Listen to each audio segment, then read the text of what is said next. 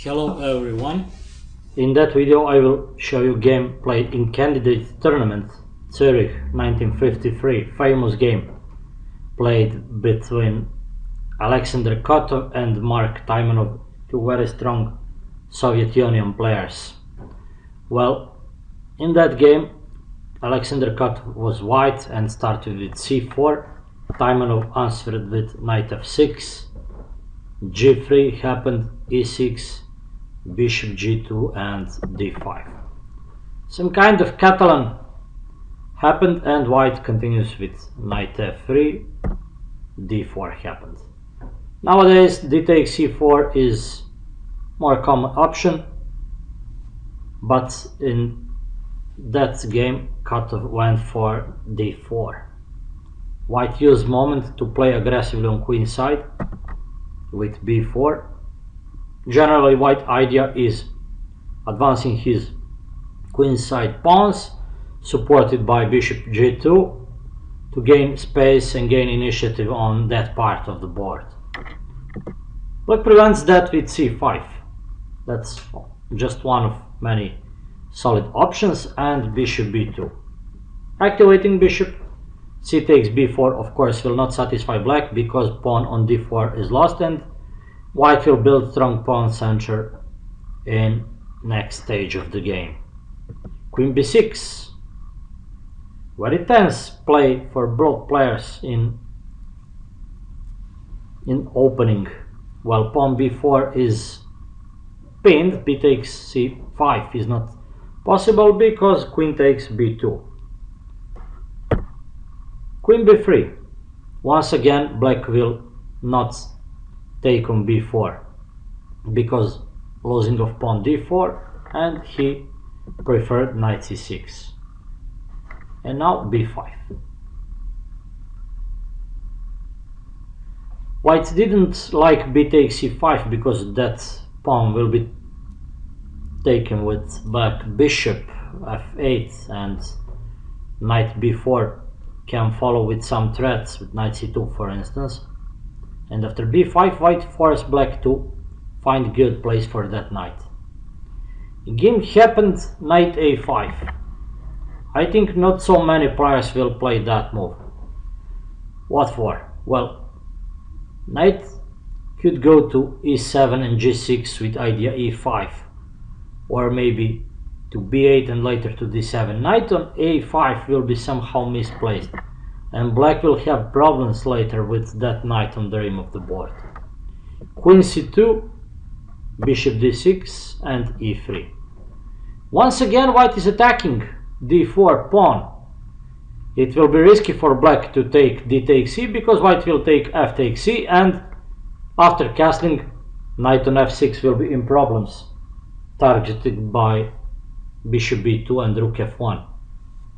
Also, that will allow to white to advance his central d pawn with strong initiative in center and kingside. e5 happened, simply keeping closed bishop b2 and opening bishop c8 and supporting pawn center. White took, black took. If c takes d, white will after d3 organize knight f d2 for instance, or knight bd2, knight g5 and knight e4, cooperating between knight and bishop and threatening a4 c5 some moment. Black rather played e takes d, castling, d3, bishop d7, and that's important point in that game. Let's stay for a moment and let's see about possibilities of white and black pieces. Well, all black pieces excepting knight on a5 are solid. Queen on b6 is temporarily misplaced but can be activated after rook e8 and queen d8 for instance. What about white pieces? Knight b1 must be activated together with rook a1, and bishop b2 must find better diagonal. Of course that bishop will go later to c1 and then to f4 or g5. Well, key factor in that position is inactive knight on a5. Black should go for activating that knight, and what should white go for? Yes, now you should pause video and try to find good plan for white. Of course, answer is clear. If opponent has one bad piece on the rim, on some part on the board of, and in that case, of course, that is knight a5, opponent should for sure go to gain initiative on opposite part of the board. Well, that simply means white should just neglect queenside activities and searching for initiative on kingside. If white successfully transfers all his pieces to kingside, practically he will be a piece up in that part of the board. Well, white started just with regrouping his pieces. Here you can see some possibility of white pieces. Knight d2 and knight e4. Knight from f3 can go to h5. Bishop c1, bishop g5, one option. Rook a1. Simply transferring all pieces to kingside. h6 preventing knight g5 maybe with knight e4, but white doesn't care. His knight will find some another square, not g5. Rook a e1, rook a e8. Black just want to exchange pieces, but that simply goes in white favor. Why? Well, it is not problem if you have 6 active pieces and only 1 inactive. But after exchanging all another pieces, it will be problem for black if there is only 1 remaining piece, and of course that will be probably knight a5. So if you have 1 passive piece, you should keep your remaining active pieces on the board. Generally that will be good advice. Bishop c1, black continues exchanging pieces, hoping he will resist white initiative, but that's an illusion. Simply with next 2 moves you will see that exchange of rooks will be actually good for white. Knight h4, perfect move. Well, knight goes to active position f5.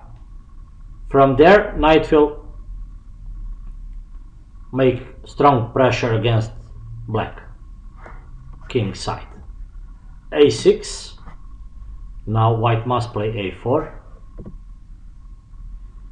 Now after moving queen c2 and knight d2 somewhere, black knight can jump to b3, so white must patiently regroup his queenside pieces to kingside.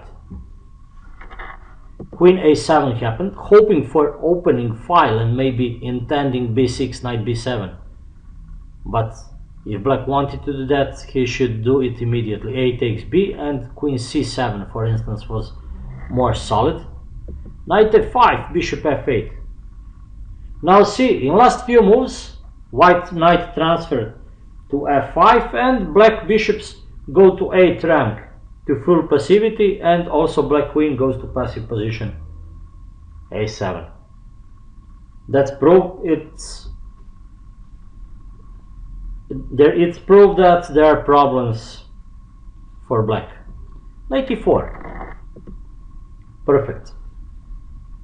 Why perfect? Well, knight f6 is one of the defender of black king position, and by knight e4 white opens bishop c1, threatening some sacrifices on h6, and also bishop f4 is an option later. White continues eliminating black active pieces, and in that moment knight f6 is black's most active piece. Taking b6. Well, black intends to transfer knight to b7 and d6 later on, but white simply will be faster. Queen d1.